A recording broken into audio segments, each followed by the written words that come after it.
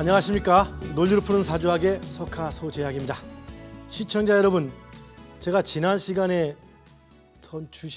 드린 그 희망 잘 간직하고 계시죠? 그 희망은 항상 잘 간직하고 계십시오. 판도라의 상자에서 도망가지 못하고 남았던 희망, 우리는 그 희망 때문에 하루하루를 즐겁고 보람차게 또 살 수도 있겠죠. 어찌 보면은 우리가 이 공부를 하는 것들, 우리가 뭔가 알고자 노력하는 것도 좀 더 지혜로운 삶을 사는 것도 아마 이 희망하고 연관이 되지 않을까 생각합니다. 자, 오늘은 그 48번째 강의로 일간의 강약 판별이라는 주제를 가지고 강의를 진행하도록 하겠습니다. 일간의 강약 판별. 지난 시간 또 이번 시간에 걸쳐서 우리는 사주 분석하는 어떤 기본적인 원칙들에 대해서 공부를 하고 있습니다. 사주, 연간, 월간, 일간, 시간 중에서 바로 나 자신에 해당되는 어떤 기준점, 이것이 일간입니다.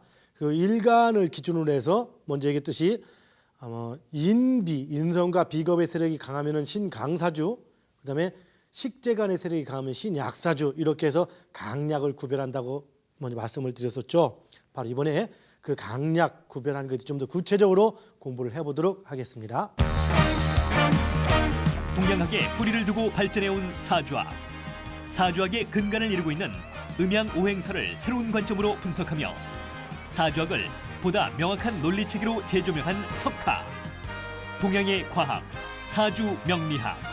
이제 그 근본 원리를 석화와 함께 명확한 이론체계를 통해 밝혀보자. 저기 지난 시간에 제가 뭐라 했습니까? 지장간, 자축인묘 진사오미 신우술의 12개 지장간, 지지에 들어있는 지장간에 대해서 완벽하게 숙지를 해오라고 말씀을 드렸는데 다 하셨죠? 안 하신 분이요. 숙지 안 하신 분은 왼손 이렇게 들고서 그 벌 받으면서 강의를 들어주십시오. 아시겠죠? 자, 지장간 다시 한번 조금 체크를 한번 해볼게요. 그랬듯이 지지를 봅시다. 자, 축, 인, 묘, 진, 사, 오, 미, 신, 유, 술. 해자축, 인묘진, 사오미, 신우술, 이것이 뭐라고 했죠? 12지지. 12지지는 십간과 대비되는 개념. 이거 뭐라 하겠습니까? 원래는 오행이 사행으로 나타나는 것이 이 지지의 원래는 개념이 들어가는 겁니다. 지지는 사행인데 오가 사니까 부족하죠. 그래서 뭔가 플러스 시키려고 탔다 보니까 6이 된 겁니다. 6이. 그래서 6. 이 6이 된 것을 오행과 육행이죠. 음양으로 나눈 것. 이게 12지지라겠습니다. 그래서 우리는 2, 3, 3, 4, 5, 6 기억나죠? 우리 한번 또 따로 2, 3, 3, 4, 5, 6, 8, 10, 12. 그래서 지지는 12지지는 12의 개념, 이 개념인 거고 모든 기준은 5에서 시작돼서 이렇게 움직인다고 했죠. 그래서 세상에서 가장 모든 것을 바라보는 원칙은 2의 시각. 이 세상을 바라보는 모든 기준은 2로 보이는 겁니다. 이 동서, 음양, 남녀. 그런데 이것을 조금 더 구체적으로 보다 보면 4로 보이고 더 구체적으로 8로 보이는 것. 이것이 기본적인 사고의 틀이라고 했죠. 자, 어쨌든 봅시다. 해자축. 그래서 지지를 지난 시간에 뭡니까? 자, 오, 묘, 유, 왕지는 하나의 오행 플러스 중간자, 매개체의 중간자 토라 했죠. 매개체의 토. 그래서 여기는 뭡니까? 이 토는 암흑역할을 하지 않기 때문에 자음묘의 왕지는 다른 오행으로 변화를 하지 않습니다. 바로 이걸 의미하죠. 그 다음에 맹지는 인신사의 맹지는 두 가지 오행 플러스 중간자. 그렇죠? 그러다 보니까 오행이 매개체의 토 역할하는 이 중간자가 왕지보다 좀 많이 소용이 되죠. 그래서 흔적이 남다 하겠습니다. 이것을 지장간 인신사회의 그 각각의 이 두 가지 오행에 대한 지장간 말고 무토나 이렇게 무토로 표시되는 것들, 바로 이게 매개체의 토인 거죠. 그래서 인신사회는 반드시 인목은 뭐로 변합니까? 방합의 목이 될 수도 있고 화가 될 수도 있죠. 왜 그렇습니까? 간목과 병화가 있기 때문에. 그럼 토로 됩니까? 안 되죠. 이것이 바로 증거입니다. 지금 제가 그냥 주장하는 것이 아니라 예전에 논리는 다 설명을 일부에서 했지만 왜 무토나 이것이 움직일 수 없냐면 인목은 병화와 간목, 목으로도 화로도 변화가 되고 왜? 두 가지 오행이니까 두 가지로 변화가 됩니다. 왕지는 좌오 묘유는 절대 다른 오행으로 변화를 하지 않습니다. 그렇죠? 인신사회에는 이 신금도 뭡니까? 임, 경 얘기하지만 이 무토는 경금과 임수를 둘을 이렇게 매개시켜서 고용화를 이루는 데 소용된 토기 때문에 어떤 변화를 하지 않는다겠습니다. 그래서 활성화되지 않는 토 역시 해수 역시 마찬가지, 사화 역시 마찬가지. 그래서 인신사회에는 두 가지 오행이 존재하고 활성화될 수 있는 걸로 칠 때요. 두 가지 오행이 존재하고 따라서 두 가지 오행으로 변화가 될 수 있습니다.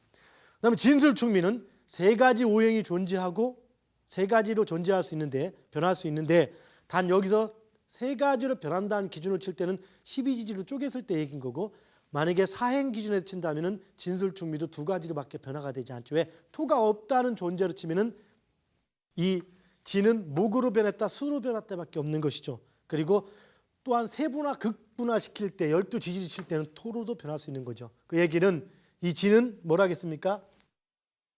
이쪽 신유술로 얘기할까요? 신유술은 이 술은 바로 신금과 정화와 무토를 가지고 있죠. 이 진술충미 막 고지라고 부르는 것 여기는 세 가지 오행, 세 가지 변화를 가져올 수 있기 때문에 최대 세 가지를 가져올 수 있기 때문에 매개체의 토가 가장 많이 포함될 수밖에 없습니다. 그래서 이 진술충미는 유사시에는 토의 역할을 해주게 됩니다. 어떨 때 지지가 토의 역할을 한다는 순간 개념은 상대적 개념을 얘기하는 겁니까? 절대적 개념을 얘기하는 겁니까? 바로 절대적 개념인 거다. 절대적. 혹은 절대적 개념을 추구하는 것, 지나친 것. 그래서 이것은 5와 6일 때만 토가 나옵니다. 지지에서는. 사행일 때는 토가 나오지 않습니다. 토가 빠진 게 사행이니까. 5일 때는 토가 정확히 나오는 거고 5개 딱딱 구분되는 거고 6이 될 때는 오버가 됐기 때문에 토가 하나가 아니고 2개가 나옵니다. 이렇게 즉 사행 플러스 2토 이것이 바로 6의 개념이 들어갑니다. 이걸 음양으로 부분시키면 토가 4시 돼버리는 거죠. 이게 바로 진술충미 4개의 또 토가 나오는 근원이 되는 것이죠. 자, 이 신유술을 한번 다른 차원으로 분석을 해볼까요? 우리 했듯이 이게 크게 하나의 시각으로 볼 때 1, 2, 3의 시각 하나의 시각으로 볼 때는 금입니다. 보이는 시각 그냥 1차원 무심히 바라보는 시각 금이죠.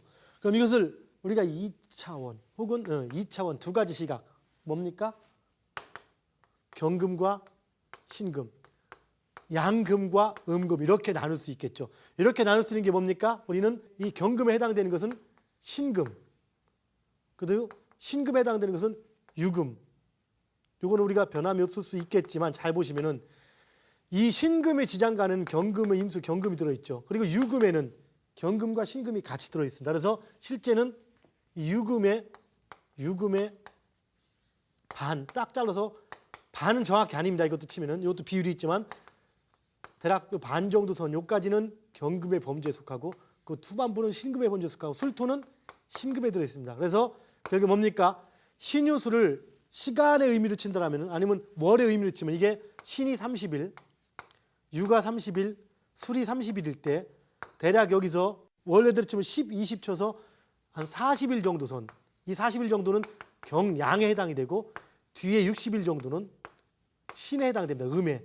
이것이 바로 음양의 두 가지로 나눈 시각입니다. 정확히 나눈 시각은. 그래서 이 유금은 음일 수도 있고 양일 수도 있는데 음이 더 많기 때문에 10대 20의 비율로 있기 때문에 지장간 절입개념입니다. 그래서 음이 대표합니다. 바로 이 개념이 들어가는 것이죠. 그리고 이것을 다시 또 이 신유술을 이번엔 3단계로 나눌 때 3단계 뭡니까? 우리가 양, 중 이게 3단계 분석이죠. 똑같은 거 하나 즉 금 하나를 음양으로 나눌 때와 3단계 분석할 때 1, 처음엔 하나 2, 그 다음 3의 시각인 겁니다. 시각 변화 3단계로 따질 때는 바로 신금을 양으로 치고 유금을 음으로 치고 대표 의미하니까 그리고 술금을 중으로 칩니다. 그래서 양, 중. 그래서 똑같은 신유술이라는 이 세 개가 합쳐서 지지는 순수한 기운이 아니고 신유술 세 개가 합쳤을 때 이것을 우리는 또 방합이라고 부르죠. 이 방합은 금끼리 뭉쳐 있는 겁니다. 그래서 신금, 유금, 술금이 뭉쳤을 때 이 금이고 이 금 자체를 음양으로 분석해 볼 때는 신금부터 유금 초반까지 중반까지 대략 이 정도를 양금이 되고 유금 후반부터 술금까지를 음에서 음양으로 두 가지 시각으로 나눌 수 있고 3단계를 분석한다면 양, 음, 중으로 나뉜 겁니다. 그래서 바로 이 3단계 분석한 상태를 나열한 것이 12지지가 되는 것이죠. 이 3단계 분석할 때만 중인데 여기서 이 중이라는 것은 12지지 중에서 중입니까? 술토가? 이 술토는 12지지 중에서 중이 아닙니다.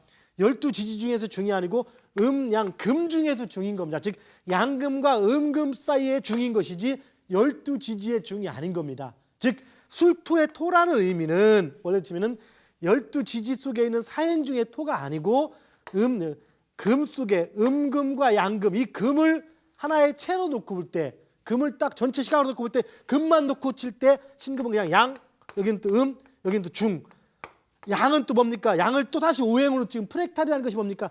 자꾸 똑같은 걸 반복하는 거죠. 반복되는 것처럼 해서 이 양 속에는 또 목화가 양이고 여기 음은 또 금수가 음이죠. 그럼 이 토에 해당되는 중간자 바로 이게 술토인 겁니다. 무슨 얘기인지 이해하시겠습니까? 잘 몰라도 일단 들어두십시오. 이렇게 잡을 때 즉 술토의 개념, 진술충미의 토는 원래는 토가 아닌데 억지토라는 개념이 들어가고 진술충미는 지지에서 원 의미는 진목 여기 봅시다. 자 진목 사화 진목 미화 술금 축수 이것이 지지에서 원 개념인 겁니다. 사행에서 천원지방이라는 하는 둥글고 땅은 네모지다는 기준 속에서 이것을 극분화시킨 상태에서 진술충미는 토의 역할을 해줍니다. 이 12지지로서의 토. 그리고 이런 개념, 자, 요 개념들을 알고 계셔 주십시오.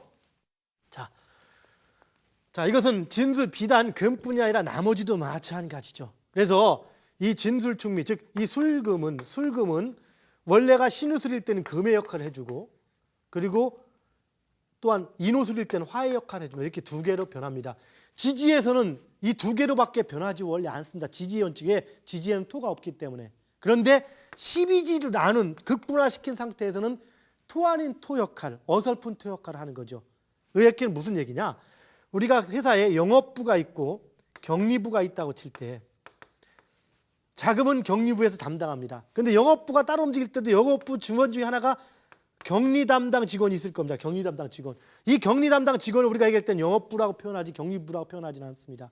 그런데 영업부만 놓고 볼 때는 이 격리가 이 영업부 객관적으로 볼 때는 영업부지만 객관적으로 볼 때는 이 술은 금이지만 금 안에서 볼 때는 토이듯이 객관적으로 볼 때는 이 영업부에 있는 격리사원도 영업부지만 대내의적 영업부에서 볼 때는 이 격리사원이 격리 역할을 하는 것과 같은 것인 거고 군대에 있는 군대 주방에서 근무하는 취사병이 전체로 볼 때는 군인은 군인이지만 군대 내부로 볼 때는 취사병이라고 따로 분류할 수 있듯이 바로 이런 개념들인 겁니다. 이걸 여러분들이 차원의 개념들을 이해를 하셔야 사주를 분석하기가 수월한 겁니다. 그런데 이 모든 것들은 어디에서 이루어진 겁니까? 원래는 오행인 겁니다. 원래는 5개인 건데 이것이 사행으로 보였다, 육행이 됐다 이렇게 변화한 것처럼 보인 거지 실제는 오행이 있는 겁니다. 그래서 이 모든 것들은 오행을 닮아가려고 하는 것이죠. 그래서 지지의 모든 변화, 무슨 변화입니까? 지지의 모든 변화는 인자 우리가 충이라는 변화 있죠. 충이라는 건 어떻게 이루어진다 했습니까? 충은 형체를 갖췄기 때문에 충이 이루어지는 겁니다. 형체가 없으면 충이 이루어지지 않죠. 여러분 충을 먼저 정의할 때 뭐라 하겠습니까? 상호충 하는 겁니다. 상호 똑같은 개념. 이것은 진짜 상충이 되는 겁니다. 상충. 이 상충의 의미는 이렇게 우리가 묘유충 할 때 이거 상충이라고 표현할 수 있습니다. 그런데 여러분 을목과 신금의 개념이 있다. 이것을 상극으로 얘기한다. 이거는 잘못된 표현인 거 아시죠 여러분? 묘유는 상충이지만 을목과 신금은 상극이 아닙니다. 이것은 극입니다. 그냥 극인 겁니다. 편극, 정확히 치면 상극이 아니라 편극, 일방의 극이 되는 겁니다. 그러면 상극이라는 건 뭐라? 상극은 오행의 고리를 전부 다 딱 갖춰 넣었을 때 5개가 있을 때만 쓸 수 있는 용어라 하겠습니다. 이걸 정리를 해줘야만 다음에 개념들이 잡힙니다. 그래서 이 상극의 현상, 극의 현상 속에서 이것은 언제 합니까? 극과 상극을 할 수 있는 것은 순수 오행일 때만 가능합니다. 오행일 때만. 지지는 오행이 아니고 사행 내지는 사상의 개념이기 때문에 사상입니다. 행이 아니라 원래는 행을 못하고 있는 상인 겁니다. 그러다 보니까 행을 하지 못하고 충으로 작용하고 합으로 작용하는 겁니다. 바로 그래서 그런데 오행은 행으로 작용합니다. 행으로 작용할 때는 일방적인 겁니다. 신금은 목을 일방적으로 극하는 현상이 나타납니다. 이때는 일방적인 무서운 거죠. 그런데 상충이라는 개념, 지지로 딱 들어가면 묘와 융이 묘융 충일 때 누가 이깁니까? 이걸 뭐 금이니까 목을 이긴다 이렇게 얘기하면 어때요? 여기서부터 머리가 아파지는 겁니다. 이러면 논리가 벌써 안 넘어가는 거죠. 왜 이걸 쇳덩어리고 나무로 따지면 무조건 이기죠. 이건 쇳덩어리도 아니고 이건 나무도 아닙니다. 그리고 극도 아닙니다. 상극이 아니고 상충, 똑같은 만큼 축하는 것. 이 묘는 간목과 을목의 기운이 중간자 토 역할로서 매개 고형화된 것인 거고, 유금은 경금과 신금이 중간자를 봤을 때 또 역시 고형화된 겁니다. 형체 있는 것끼리, 형체 있는 덩어리끼리 충하는 겁니다. 원래는 금이 목을 극하는 기운이지만 지금은 그렇게 하지 못한 상태에서, 이것은 갑자일 때 이 자수가 간목을 생해주지 못하는 거나 똑같은 논리가 되는 겁니다. 이렇게 해서 이 부분들은 똑같이 충할 때는 똑같은 만큼 깨져 나가는 것이 상충입니다. 그래서 이 충자의 의미 속에는 뭐라 하겠습니까? 비율충, 비워진다는 의미가 먼저 들어갑니다. 물론 고전에는 충돌충자를 쓰기도 합니다. 그럼 어떻게 치냐? 충돌로 인해서 있던 것이 비워지고 새로 들어가는 현상을 의미합니다. 그런데 충을 무조건 나쁜 개념, 충돌이니까 안 좋은 개념만 치는데 그건 나쁜 개념하고는 좀 다른 개념인 겁니다. 좋을 수도 있고 나쁠 수도 있는 것이지 그걸 그렇게 표현할 수는 없습니다. 여러분, 사주에 상충살이 있다고 나쁘다고 얘기하는 것 제가 이미 애매한 얘기가 됩니다. 그런 개념 갖지 마십시오. 일단 충은 변화를 의미합니다. 새로운 변화.